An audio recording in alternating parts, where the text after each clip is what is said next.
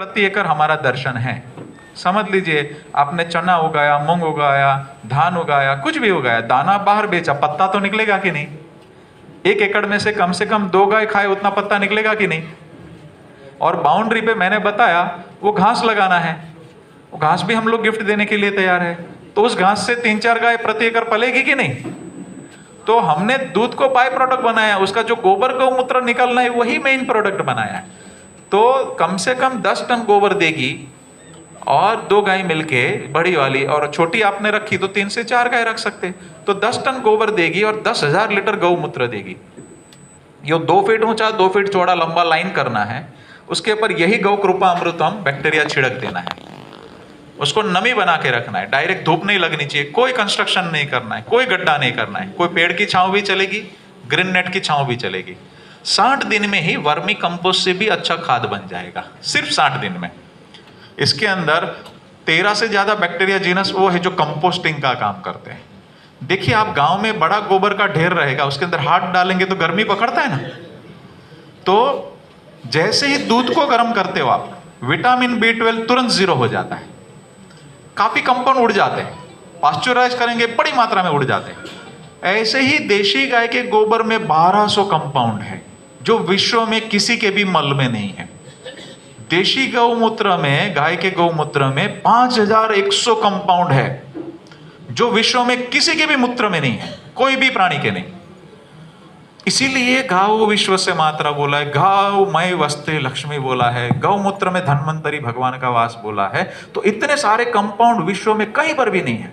और ये जब ठंडी प्रोसेस में गोबर होगा, गर्मी नहीं पकड़ेगा इसमें, मैंने जो बताया ना वो गौ कृपा अमृतम से ये ठंडी प्रोसेस में खाद बनेगा, तो अति गुणवत्ता युक्त खाद बनेगा, ठंडी प्रोसेस में बहुत रिच खाद बनेगा। तो यही आपका सबसे बड़ा धन है। जैसे मैं गौ कृपा डालने के लिए बोलूंगा ना, तुरंत जादू के जैसे खेत में परिणाम मिलेगा, कलर बदलेगा।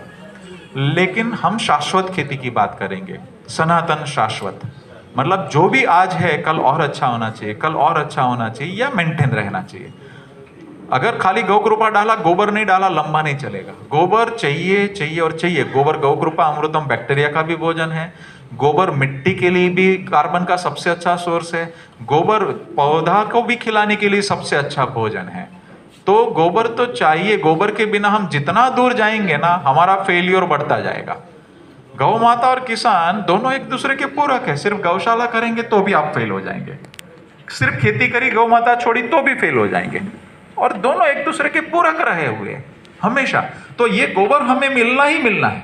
और ये जो गोबर हमें मिला, अगर वर्मी कंपोस्ट आप बनाते हैं, जो केचुआ खाद होता है, वो प्रति टन पे 1500-2000 रुपए का खर्चा होता है, ये 30 रुपए में हो जाता है।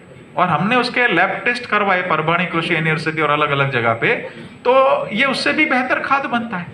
तो ये बहुत सरलता से कम खर्चे में हो जाता है। इसी खाद को और ताकत वाला बनाना है, रिच बनाना है, तो पानी मत मिलाना, सीधा 1 टन के ऊपर 2000 लीटर बैक्टीरिया से उसको कंपोस्ट कीजिए। तो वर्मी कंपोस्ट के अंदर मैंगनीज और जिंक वगैरह जो बहुत महत्वपूर्ण चीज है, वो उससे 10-10 गुना बढ़ गया इसके अंदर। और वो भी लैब टेस्ट हमने करवाए, उसके रिपोर्ट्स वगैरह भी आ गए और उसके परिणाम भी हमने देख लिए। तो इसी खाद को और रिच बनाना है तो ज्यादा गौ कृपा अमृतम पिला के ये गोबर को आप कंपोस्ट कर सकते हैं। तो यही गोबर बहुत इंपॉर्टेंट है। भैंस के गोबर का कंपाउंड, सब लोग कार्बन की बात करते हैं ना आज खेती में, कार्बन बढ़ना चाहिए जमीन में, कार्बन ये होना, कार्बन वो होना, लेकिन कौन सा कार्बन? पत्ते के कचड़े को भी कार्बन होता है, भैंस के गोबर से भी कार्बन होता है, गौ माता के गोबर से भी कार्बन होता है। पत्ते के कचड़े में 20-50 कंपाउंड है, भैंस के उसमें चलो 100-200 होंगे, लेकिन 1200-5100 कंपाउंड वाला जो कार्बन होगा, वो कार्बन का वो कचड़े से कोई भी तुलना हो सकता है क्या? तो हम जो खेत में डालेंगे उसका रेसिड्यू तो पौधे में आना ही आना है। 2-4 चीज खिला के पौधा पकेगा और 1200 चीज खा के जो पौधा पकेगा उसका तुलना नहीं हो सकता है। अतुलनीय उसकी स्वाद और अतुलनीय उसकी गुणवत्ता होती है। तो ये गोबर डालना ही है, लेकिन कभी भी खेत में धूप में गोबर नहीं डालना किसान मित्रों। गोबर कभी भी डालना है, उसका सही समय बिजाई से 10 दिन पहले या बारिश से 15 दिन पहले। धूप में डालेंगे तो उसका कार्बन लॉस हो जाएगा, उसकी गुणवत्ता डाउन हो जाएगी। तो गोबर कभी भी खेत में अचानक नहीं डालना। और अंतर वाला अगर क्रॉप है आपका, गन्ना वगैरह लगाते, तो वही लाइन में गोबर डालिए, पूरे खेत में मत बिखेरिए। गेहूं धान वगैरह उगा रहे तो पूरे खेत में बिखेरना पड़ेगा, लेकिन अगर अंतर वाला क्रॉप है तो जिसको चाहिए उसी को गोबर लाइन में देंगे। नेक्स्ट, ये यहाँ पे दूसरा चरण का दूसरा विभाग कि जैसे आपके पास गोबर गैस है तो गोबर गैस के अंदर पहले और बाद में बैक्टीरिया मिलाने से और परिणाम बढ़ता है। गोबर गैस की स्लरी लाइव पानी के साथ बहा दीजिए, 15% और उत्पादन बढ़ सकता है। अगर गोबर गैस आपके पास नहीं है और वैसा ही परिणाम लेना है तो खेत में गड्ढा करिए, छांव होना चाहिए जहां से पानी निकलता है, वहां पे प्लास्टिक बिछा दीजिए, ताजा गोबर गौमूत्र जो भी गौ माता का निकला उस गड्ढे में डालिए और गौ कृपामृतम डाल दीजिए पेट भर के, उसको ढक दीजिए। 20 दिन में ही वो ठंडा हो जाएगा। 20 दिन में ही स्लरी है वो एकदम अच्छे से कंपोस्ट होनी होगी और वो पानी के साथ बहा दीजिए, तो सरलता से ऊंची गुणवत्ता वाली स्लरी आपके खेत में ही प्राप्त हो जाएगी। तो दूसरा चरण यहाँ पे पूर्ण होता है। दूसरा चरण सबको क्लियर है क्या सर? नेक्स्ट, तीसरा चरण, यही गौ कृपामृतम